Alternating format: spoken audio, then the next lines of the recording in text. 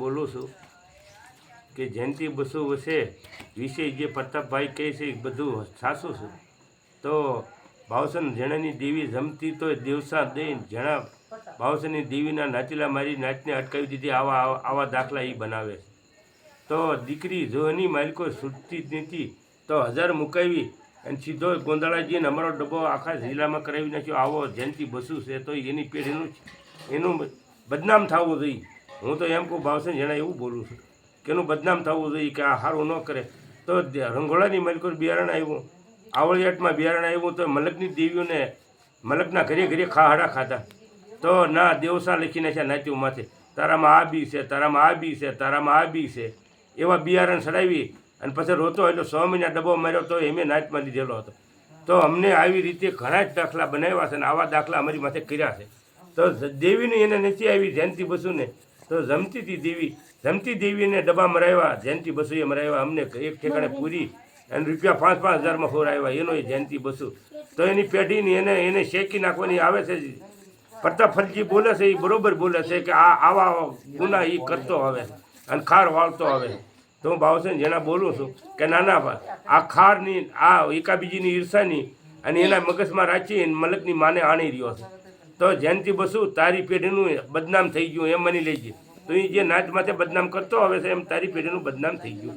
તો ભાવસન જેણા એવું બોલે છે કે તારી પેઢીનું બદનામ થઈ ગયું કે તું એ ખારોડી બહુ હાંચી મારી નાચ માથે, ગુતરીઓ માથે, ભાઈઓ માથે વખો આવે ને કોઈ વખો પાડ્યો હોય તો તું ફટ દેવાનો માંડી દે, ફટ દેવાનો અટકાવી દે, ફટ દેવાની દેવીઓ જમતી હોય તો અટકાવી દે, ફટ દેવાના કોઈ લગ્ન પરસેન હોય તો ફટ અટકાવી દે. તો ગુંદાળાની માલિકો જઈ અને જયંતિ બસુ તું મને ડબ્બો મરાવ્યો, 1000 રૂપિયા દઈ ભાવસન જેણાના 1000 બંધાવી કાળું સવાપા અને તું મને ડબ્બો મરાવ્યો. અને તોય તું કહેશો કે તારો ડબ્બો કોણ કરે હાનો રે અતાલજી ઠેઠ મને મોદળીઓ બધે લાડવા તારે એનો એ જયંતિ બસુ તું. તો તું આ રવા દે ને જે પ્રતાપફલજી બોલે છે એ સત્ય બોલે છે. તારા વિશે આ તારો રાજ્યક નહીં હાલે.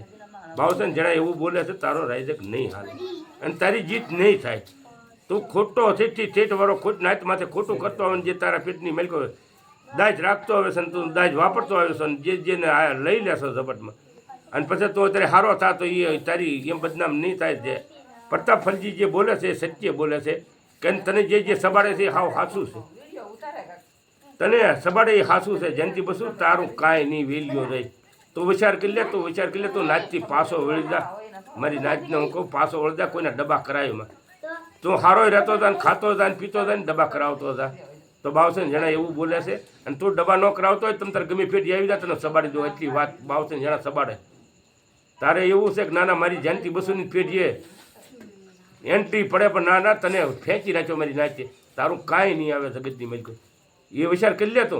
તું મલકની માથે ખાર વાપરે છે ને તું આગળ પાછળની દાજ વાપરે છો. તું ચારે આ ડબ્બામાં આવી જાય ને ચારે આ હાકડીમાં આવે. તો આવા દાખલા તું ઘણા બનાવી દીધા છે. જયંતિ બસુ અમે તારી રીતે વિચાર કરી લે અને તું સમજી લે. તારી મર્યાદામાં રહે. પ્રતાપફલજી બોલે ને એ સત્ય બોલે. એ પ્રતાપફલજી અન્યાય નથી કરી રહ્યો. તારી માથે જે ગુના કર્યા છે ને એ તને કહી રહ્યો છે. પ્રતાપફલજી કહી રહ્યો છે. તું જેટલા નાચ માથે ને ભાઈઓ માથે ગુના કર્યા ને એ બધા તને કહી રહ્યો છે. તારો સમયને આવી ગયો છે, એમ ટુકડો આવી ગયો છે. એટલે તું બહુ આગળ પડતો થઈ ગયો હતો ને એટલે તારો સમય આવી ગયો. એટલું કહું ભાવસન જેણા. તો અમે વિચાર કરી જા. તારું કાંઈ નહીં આવે ડાળ્યું. જય માતાજી.